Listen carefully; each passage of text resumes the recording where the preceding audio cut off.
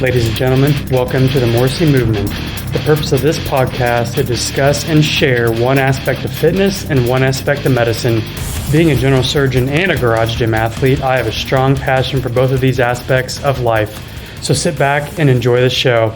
This podcast is for entertainment purposes only. I am in no way forming a patient-doctor relationship. While the aspects discussed in this podcast are medically accurate, you should always discuss with your doctor any questions that you may have about the content. You should always discuss with your doctor before starting any new exercise or dietary changes. Hey, what's going on, everybody? It's Dr. Chris Morrissey back with another episode of the Morrissey Movement. Hope everyone has been enjoying everything so far. This week's episode is episode number 7. So what we're going to be discussing today, this topic sort of overlaps medicine and fitness, so I'm just going to be focusing on one thing today, which is going to be heart rate zones. There's been a lot of talk in the literature lately and on the internet about heart rate zone training.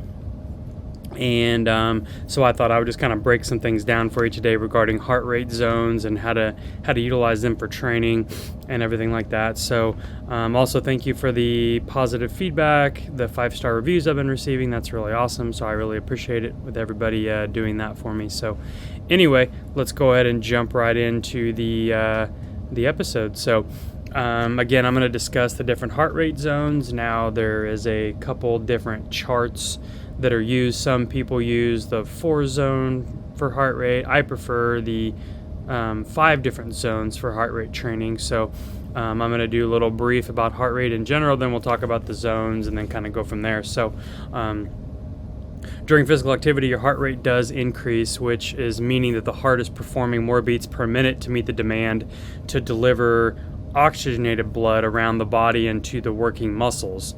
According to the American Heart Association, or the AHA, there are many long-term health benefits associated with regular exercise that elevates the heart rate, including improved circulation, lower blood pressure, lower levels of bad cholesterol, otherwise known as LDL cholesterol, and also reduced risk of heart disease and stroke. The heart is a muscle. It's also an organ, but it's mainly a muscle, and conditioning it to work more effectively with exercise also will lower your resting heart rate, which is a marker for good health. So what's a normal heart rate for the average adult? It's anywhere between 60 to 100 beats per minute. There was a study published in 2013 in the Heart Journal that found an elevated resting heart rate is not only an indicator of poor physical fitness, but also a risk factor for increased mortality. Using the heart rate as a training metric is an effective method to improve health and fitness, and it's not a new concept. According to the American Council on Exercise, or ACE, it's an accurate way to gauge how hard the body is working during exercise in order to get the associated cardiovascular benefits without putting a strain on your system. So next thing I'm going to do is I'm going to go through the heart rate zones a little bit in detail.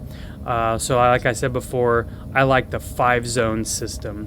So what are these zones? So zone number 1 is 50 to 60% of your maximum heart rate. So this zone requires the least amount of effort and may be used for a warm-up and a cool-down or for active recovery sessions. When exercising for longer periods of time at a lower intensity, you would typically be in the upper end of this zone. It is a good range for improving overall health prior to exercising in the higher heart rate zones. So that's going to be zone 1. Zone 2, which is 60 to 70% of your maximum heart rate. This is also known as the temperate zone. I like to call it the money zone. This is one of my favorite zones to train. Physical activity at the 60 to 70% mark helps you build endurance and takes the body into a fat burning mode. In this zone, 85% of calories you burn are actually from fat, according to one source. So when remaining in the lower end of the range, it is possible to sustain exercise for longer. This is also the optimal zone for, again, burning fat. I'll be doing a separate podcast on Zone 2 training because it's a huge topic and it's one that I really enjoy discussing, so I will do this on a different day. I use this in my training at least once a week. On typically Monday over lunch, I'll do what I call a MAF Monday, MAF, and we'll talk about that here again in a little bit. So basically I'll go on a very long Zone 2 run, anywhere between 60 to 90 minutes, covering anywhere between 4 to 6 miles, depending on how much time I have. So it's just a good heart rate zone to train in. It elevates your floor of your endurance. So actually, you can actually run faster by training slower, which is sort of counterintuitive, but more on this to come. Zone 3 is 70 to 80% of your heart rate. This is the optimum zone for improving fitness and building muscle strength. Exercise at 70 to 80% of your maximum heart rate is aerobic still, meaning the body is using oxygen for fuel rather than any other energy source. Excuse me. If it is an effective heart rate zone for improving cardiorespiratory capacity, the ability to take in and deliver more oxygen around the body, so over time, this enables you to exercise for longer. Zone 4, which is going to be upper 80 to 90% of your maximum heart rate. This is going to be short, intense bursts of exercise, and this is considered anaerobic exercise. So this is where the body uses glucose that's stored in the muscle for fuel rather than oxygen. So glucose is actually stored in a form called glycogen, so this has to get broken down into glucose, which is then used for fuel. Anaerobic exercise helps to build lean muscle mass, increases the body's resistance to lactic acid buildup, and also boosts metabolism and increases speed and power. According to the ACE, anaerobic training also enhances excess post-exercise oxygen consumption effect, meaning you continue to burn calories during the post-exercise recovery period. Zone 5 will be the final zone. This is actually 90% plus of your maximum heart rate. So exercise drills in this zone are incredibly challenging and can only be sustained for up to a few minutes, if not seconds at a time. Elite athletes train in this zone to increase fast twitch muscle fibers, which develop speed. So those are the 5 heart rate zones. There's different training protocols for to maximize these different zones depending on your goals. One you hear about a lot is, CrossFit or the high intense exercise, where they kind of typically hit zone 4 and zone 5 for repetitive days in a row. I feel this is somewhat detrimental to health, so you just have to balance it out with some lower zone training as well.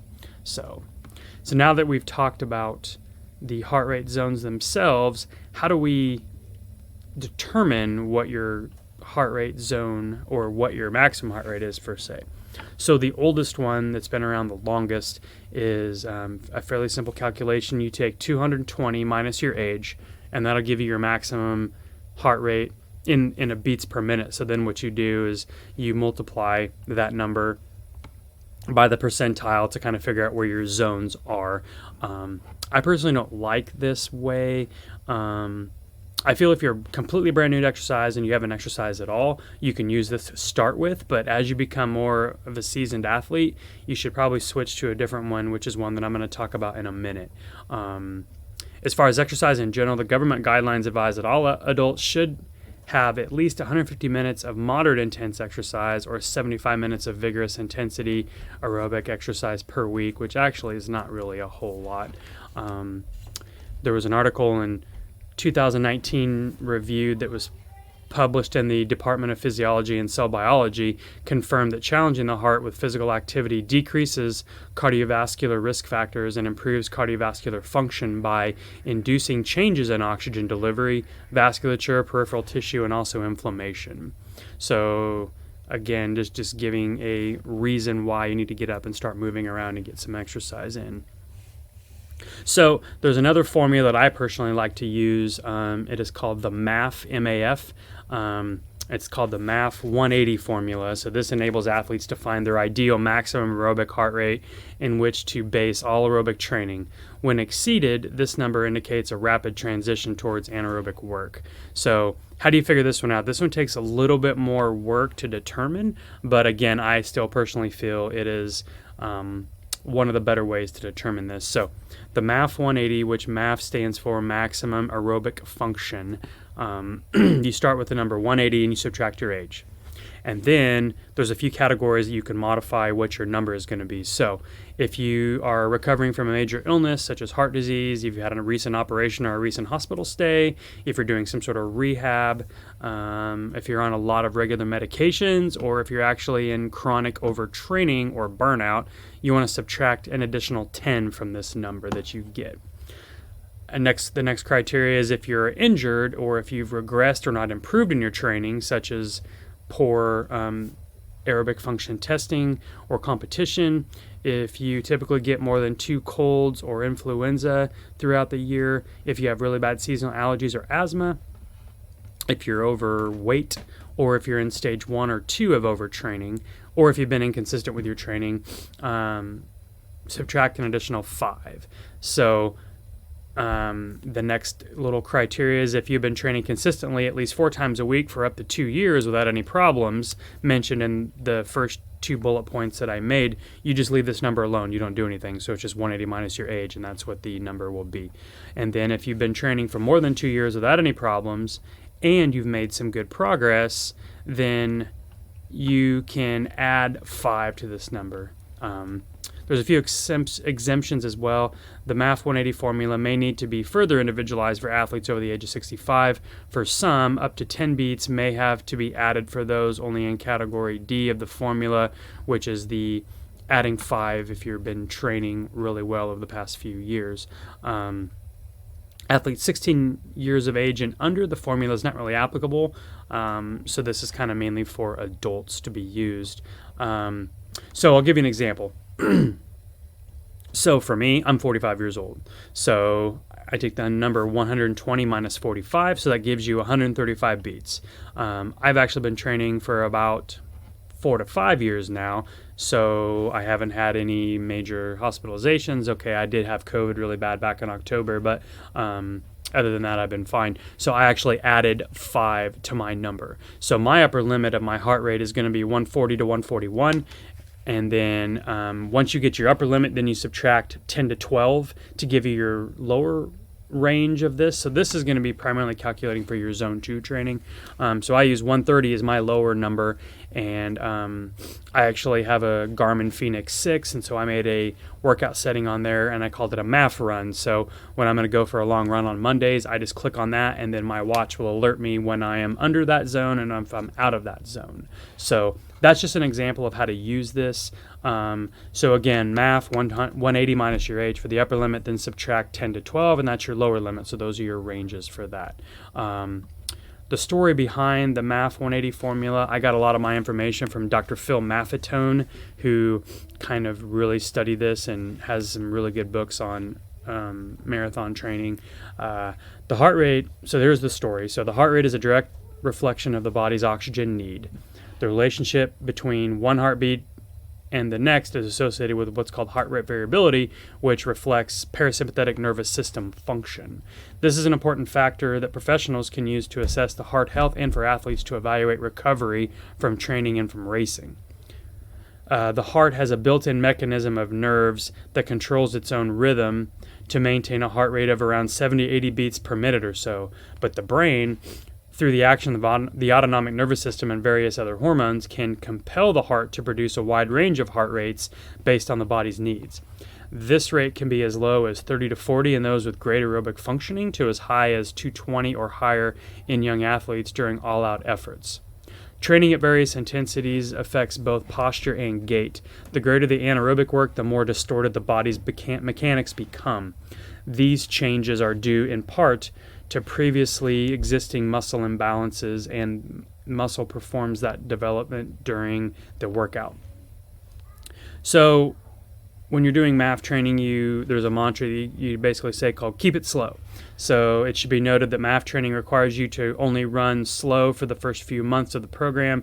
Then as you improve your training, your aerobic system becomes more efficient and the slow twitch muscle fibers, and if you throw speed sessions into the mix too soon, you'll disrupt the whole process, basically wasting all the time that you've spent building up running slowly. So in keeping with the program long enough, you will eventually reach your former pace, but your heart rate will be much lower than it was when you started the MAF training, which is ultimately healthier. So once you reach this level, you can reincorporate the speed work into your training schedule, and your speed will be there when you need it when you enter races or time trials. Another benefit seen of MAF training is the fact that running slowly is a great way to avoid injuries. This is especially good for new runners, as the desire to run fast can be overwhelming at times. If you have a set heart rate for your runs, though, you can't go too fast, therefore saving yourselves from potential injuries and overtraining. So So again, like I said, I'm going to go over Zone 2 training more in detail later on because it's a huge thing and I'm a big fan of this. So I'll be covering this in a separate podcast. So my references for this today was livescience.com, philmaffetone.com, and runningmagazine.ca. So I hope everybody enjoyed the little brief thing about heart rate zones. I was going to make it a little bit shorter today, but I just wanted to introduce this because a lot of people don't understand how it works all the time. So one thing you can do for yourself if you don't have a smartwatch, Apple Watch. Actually, there's a really good app you can download called Zones that will you can set it up on your phone and you can calculate either zone 4 or 4 zones or 5 zone for heart rate, and then it'll monitor your workouts, and you can set it, and it's pretty accurate. I used to have that before I switched over to Garmin, but I feel Garmin is just a little bit more accurate and it collects way more data, which I'm more interested in. So I do wear a chest strap with the Garmin Fenix 6, which is annoying at times, but once you do it a lot, I'm actually used to it, and to me it feels weird not to have the not to have the chest strap when I'm wearing it. So, hopefully everybody with the new year has decided to get more healthy, get up and start moving. There's tons of different programs out there. There's tons of different kinds of gyms.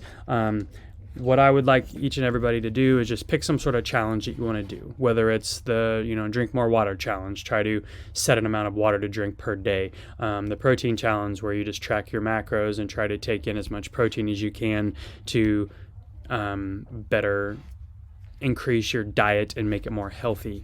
Currently in the Garage Gym Athlete community, we're doing the 200/300 challenge, where you decide what your work training goals are for the year and you try to match that. So for me personally, I'm going to try for the 300 level 3, which what that means is, so the 300 challenge level 1 is going to be you try to get 300 training sessions in a year. So, when it comes down to it, if you train 6 days a week times 52 weeks, that ends up being about 312 training sessions.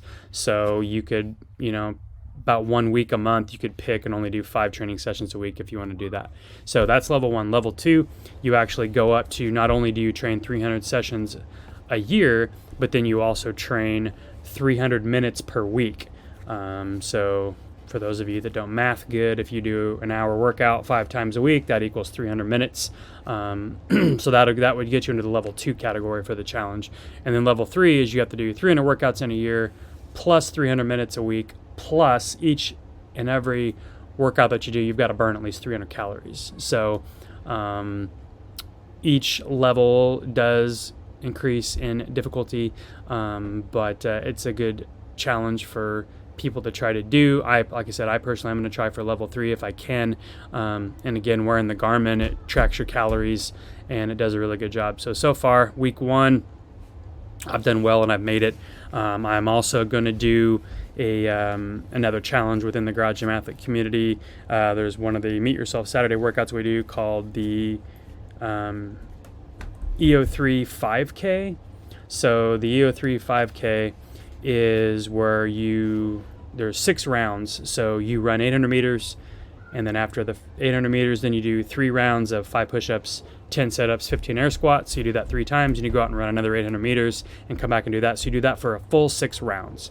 Once that's over, then you rest for 3 minutes, and then you run/sprint 100 meters, and then you rest 1 minute, and you sprint 100 meters again, and that is the workout. So basically you're doing a 5K, but you're breaking it up with calisthenics as well. So me and another guy in the community, Mark Bishop, he actually came up with the idea and I jumped on the bandwagon with him. So I'm going to try to complete this every week with him, just to kind of give us a new challenge also to do throughout the week. So that'll be one of my workouts for the week, is to do that. So, I think it's really important to people to set challenges and goals, and it doesn't have to be crazy. Like I talked about last time about the all or none principle, it doesn't have to be big. Just make it small. Start little, make small changes, and then move on to something larger. So before too long, you'll be crushing your goals, but don't try to change everything at once. Don't change diet. Don't change sleep, exercise, water, caffeine, everything, because it'll just end up not working. So